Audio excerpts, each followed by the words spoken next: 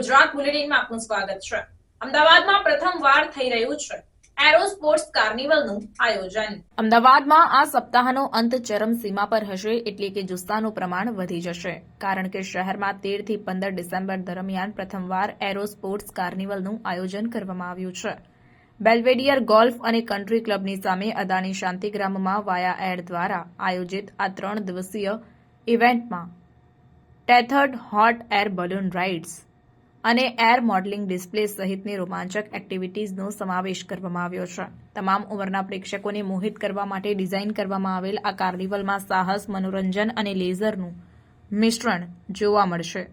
Arrow sports activity સાથે કાર્નિવલમાં night glow show, kids zone, flea market અને food stall પણ હશે। સંગીત પ્રેમીઓ દરરોજ લાઇવ કોન્સર્ટ અને ડીજે પરફોર્મન્સનો પણ આનંદ માણી શકે છે। વાયા એરના પ્રોપ્રાઇટર સિદ્ધાર્થ મહેતાએ જણાવ્યું કે અમે અમદાવાદમાં એરો સ્પોર્ટ્સ કાર્નિવલ લાવવા માટે ખૂબ જ ઉત્સાહિત છીએ। સલામતી અને આનંદને સુનિશ્ચિત કરવા માટે અમે આ ઇવેન્ટનું ઝીણવટપૂર્વક આયોજન કર્યું છે। ભલે તે આકાશમાં ઊંચે ઉડવાની ઉત્તેજના હોય કે પછી મંત્રમુગ્ધ કરી દેનારી night glow hot air balloon show, દરેક માટે કંઈક છે। અમે અમદાવાદના લોકોને આ ખૂબ જ અનોખા કાર્યક્રમનો ભાગ બનવા માટે આમંત્રિત કરીએ છીએ। એરો સ્પોર્ટ્સ કાર્નિવલ માટે club partner the Belvedere golf અને કન્ટ્રી ક્લબના પ્રમોટર રાકેશ શાહે જણાવ્યું કે અમદાવાદ માટે આ એક ઐતિહાસિક ક્ષણ છે અને અમે એરો સ્પોર્ટ્સ કાર્નિવલ માટે વાયા એર સાથે ભાગીદારી કરવા માટે રોમાંચિત છીએ। આ ઇવેન્ટ માત્ર અસાધારણ મનોરંજનનો અનુભવ જ નહીં આપે, પરંતુ આપણા શહેરને નવીન અને વિશ્વ કક્ષાની ઇવેન્ટ્સ માટે નકશા પર પણ મૂકશે। Night glow hot air balloon show કાર્નિવલમાં મુખ્ય આકર્ષણોમાંનું એક છે, જેમાં રાત્રિના આકાશને પ્રકાશિત કરતા ફુગ્ગાઓ ફોટોગ્રાફી માટે યોગ્ય જાદુઈ વાતાવરણ બનશે।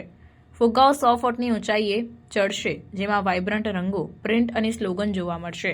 તમામ પ્રવૃત્તિઓ ડીજીસીએ માન્ય પાયલોટ અને નિષ્ણાતોની દેખરેખ હેઠળ હાથ ધરાશે।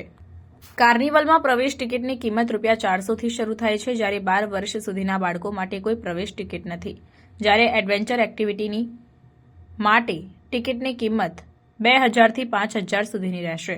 બુક માય શો અને ઓલ ઇવેન્ટ્સ પર ટિકિટ બુક કરી શકાશે। 13 થી 15 ડિસેમ્બર દરમિયાન વાયા એરો સ્પોર્ટ્સ કાર્નિવલમાં અમારી સાથે જોડાઓ અને એડવેન્ચર તેમજ ફનના આ એક્સ્ટ્રાઓર્ડિનરી સેલિબ્રેશનનો ભાગ બનો તેવી અપીલ કરાઈ હતી।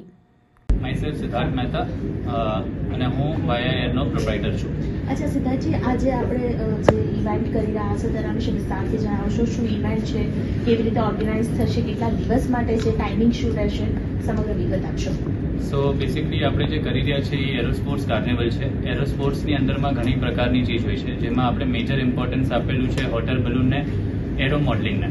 આ બે ચીજ જે છે આપણી મેઇન ચીજ છે, જેની અંદરમાં આપણે લોકોને જણાવવા ચાહે છે કે હોટ એર બલૂન જેવી ચીજ એ શક્ય છે।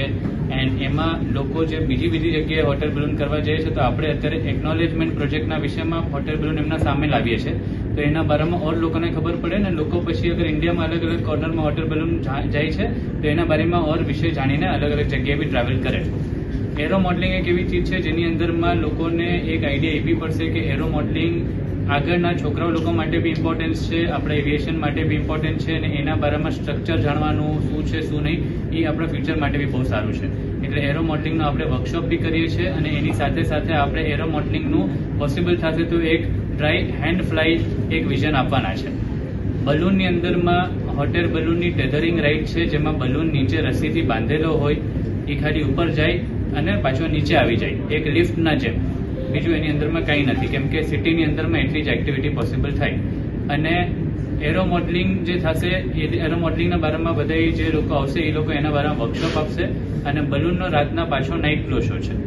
આ બધી ચીજના અલાવા આપણે કાર્નિવલ કરીએ છીએ, જેમાં બધી ફેમિલી આવે તો આખી ફેમિલીના હરેક ચીજની મજા મળે, જેમાં ફૂડ સ્ટોલ્સ હશે, ફ્રી માર્કેટ હશે, એક ચિલ્ડ્રન ઝોન હશે, એક વેલનેસ ઝોન હશે, અને એની સાથે સાથે રાતના મ્યુઝિક બી હશે। તો એક ફેમિલી અગર પૂરી તરીકેથી આવે છે તો એ લોકો હરેક ચીજ માણી શકે એની આપણે પૂરેપૂરી ટ્રાય કરીએ છીએ। અચ્છા, સમય શું રાખવામાં આવ્યો છે, તારીખ પણ જણાવશો, સાથે રજીસ્ટ્રેશન આપવાની છે, ટિકિટ ચાર્જ કોઈ રાખવામાં આવ્યા છે?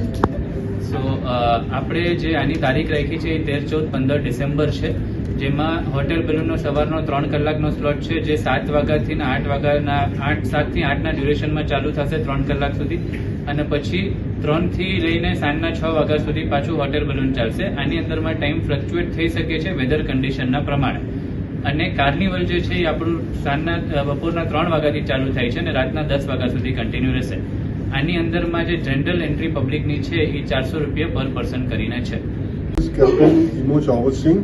So I am presently council member of Aero Club of India and Commissioner National Air Sports Commission. And I am also delegate member for the FA, Federation Aeronautics International Delegate for India. So now we are अभी यहाँ में हम लोग कर रहा है tethering flight.